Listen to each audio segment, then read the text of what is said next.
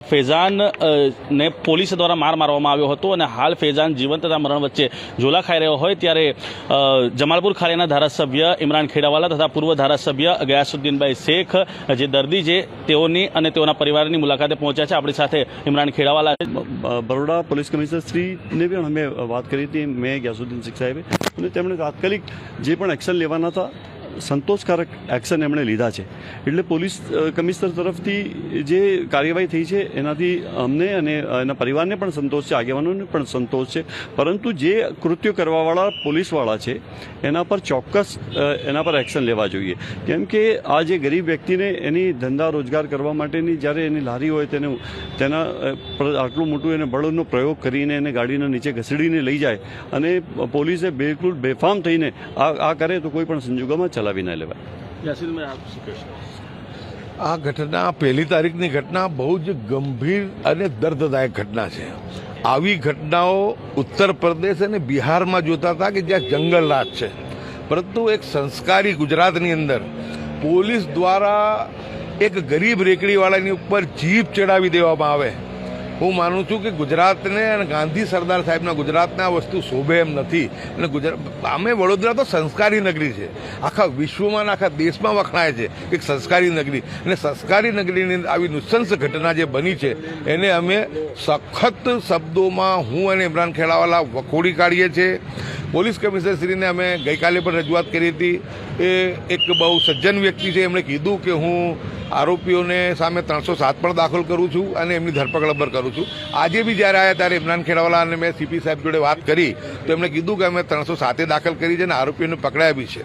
પરંતુ અમારી વાત અને મારી માંગણી એટલી છે કે આ વ્યક્તિ હવે આખી જિંદગી જ્યારે જેને તબાહ જેવી કરી નાખી છે, ગરીબ માણસ છે ને પોલીસ એટલે સરકાર દ્વારા કરવામાં આવી છે, આ નૃશંસ કૃત્ય કરવામાં આવ્યું છે, તો સરકારે આ ગરીબ દર્દીનું સંપૂર્ણ ખર્ચ જે છે સારવારનો એ પણ ઉપાડવું જોઈએ। અને આ વ્યક્તિને જ્યારે આટલી ગંભીર ઈજાઓ છે તો એને જે છે એને સરકાર તરફથી એને રાહત મળવી જોઈએ, એને કમ્પલ્સેશન મળવું જોઈએ। અમને ખબર છે કે આવી પ્રાઇવેટ ઘટનાઓમાં કમ્પલ્સેશન આપવામાં નથી આવતું, પરંતુ આ ગરવી ગુજરાતની અંદર આ ઘટના બની છે અને સંસ્કારી ગુજરાતમાં બની છે, એટલે ગુજરાતની સરકારે જો જરા પણ શરમ હોય તો તાત્કાલિક આ વ્યક્તિને એને જે છે એને કમ્પલ્સેશન પણ આપવું જોઈએ અને હોસ્પિટલનું તમામ ખર્ચ સરકારે ઉપાડવું જોઈએ। અત્યારે તો ગરીબ વ્યક્તિ પાસે પૈસા પણ નથી સારવાર કરાવવાના, એ તો સમાજના અમુક મોભીઓ આ બાબતે કરી રહ્યા છે। અમારા અશફાક શેખ એડવોકેટ છે, અમારા સગીર અહેમદ અંસારી છે, અમારા ચિરાગ શેખ, અમારા આગેવાનો,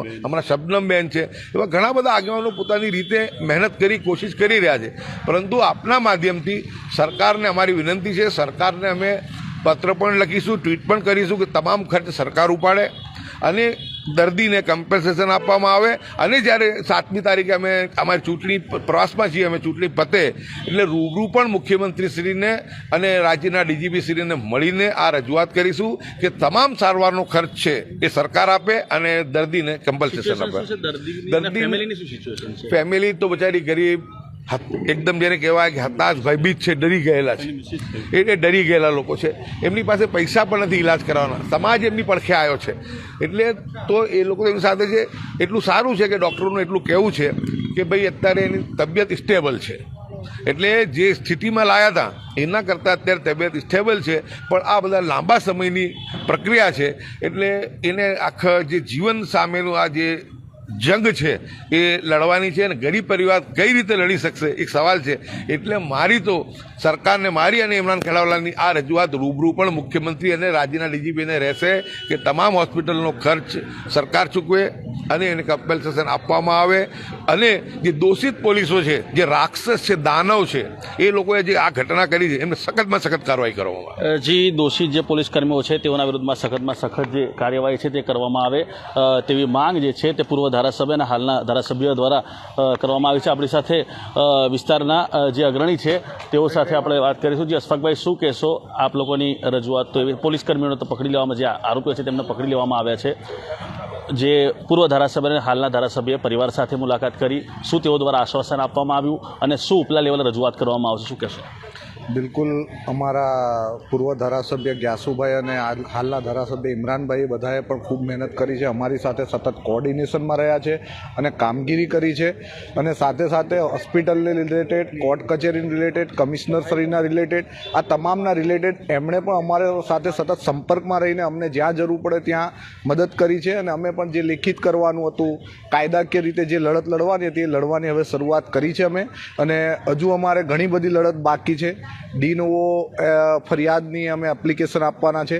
એનું કારણ છે કે ફરિયાદની અંદર જે ફરિયાદ જે લખવામાં આવી છે એ પોલીસના બચાવવા માટે, જે આરોપીઓ છે આરોપીઓને બચાવવા જેવી ફરિયાદ લખી છે અને હકીકતોથી વેગળી ફરિયાદ લખી છે. એટલે એ બાબતે ભવિષ્યમાં આગામી દિવસોમાં અમે પગલાં લેવાના છે. હાલ ફૈઝાનની તબિયત સુધારા પર આવે ત્યાર પછી ઘરના લોકો સાથે બેસીને એ બાબતે ચર્ચા કરીને કાયદેસરની કાર્યવાહી કરીશું. ફૈઝાનની સિચ્યુએશન શું છે હાલ? આમ મેસેજો તો એવા ફરતા થયા હતા વચ્ચે કે મેસેજો જે ફરતા હતા તે ખોટા હતા.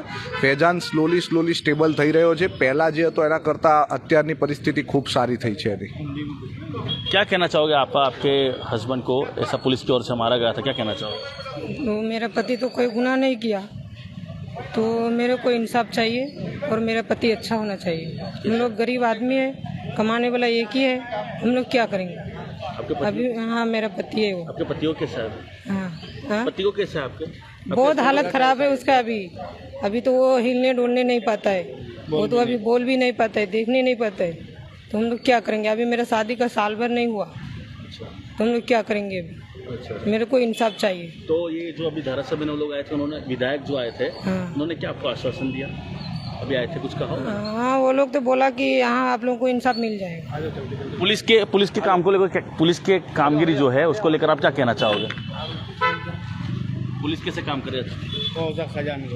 उन लोगों को तो कड़ी से कड़ी सजा मिलनी चाहिए. જી, આ જે આરોપીઓ છે તેઓને કડીથી કડી સજા મળવી જોઈએ તેવી માંગ જે ફૈઝાન છે તેઓના પત્ની દ્વારા કરવામાં આવી છે. પરંતુ હાલ જે જમાલપુર ખાડિયાના જે ધારાસભ્ય છે ઇમરાન ખેડાવાલા અને સાથે સાથે જે પૂર્વ ધારાસભ્ય છે ગયાસુદ્દીનભાઈ શેખ કે તેઓ અહીંયા પહોંચ્યા હતા અને પરિવાર સાથે મુલાકાત કરી અને તેઓ ઉપલા લેવલે એટલે કે ડીજીપી તથા જે મુખ્યમંત્રી કક્ષાએ તેઓ રજૂઆત કરશે. હાલ ચૂંટણીનો માહોલ છે એટલે તમામ નેતા હાલ ચૂંટણી પ્રચારમાં વ્યસ્ત છે. એટલે 7મી તારીખે જ્યારે ચૂંટણી સંપન્ન થશે ત્યારે જે આ ધારાસભ્ય, હાલના ધારાસભ્ય અને પૂર્વ ધારાસભ્ય જે છે તેઓ દ્વારા ઉપલા લેવલે રજૂઆત કરવામાં આવશે અને તમામ જે ખર્ચ જે છે તે ખર્ચ સરકાર જે છે તે સરકાર ઉઠાવશે તેવું જે આશ્વાસન છે તે હાલના ધારાસભ્ય અને પૂર્વ જે ધારાસભ્ય જે છે તેઓ દ્વારા આપવામાં આવ્યું છે.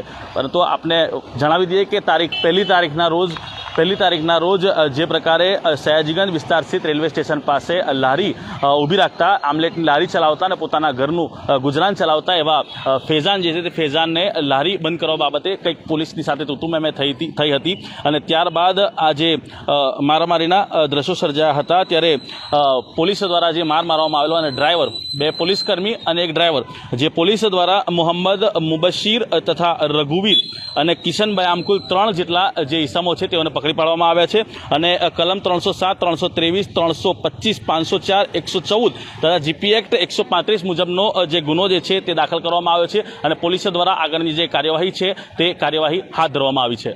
કેમેરામેન અબરાર સૈયદ સાથે હું Adil Patel, spark today news.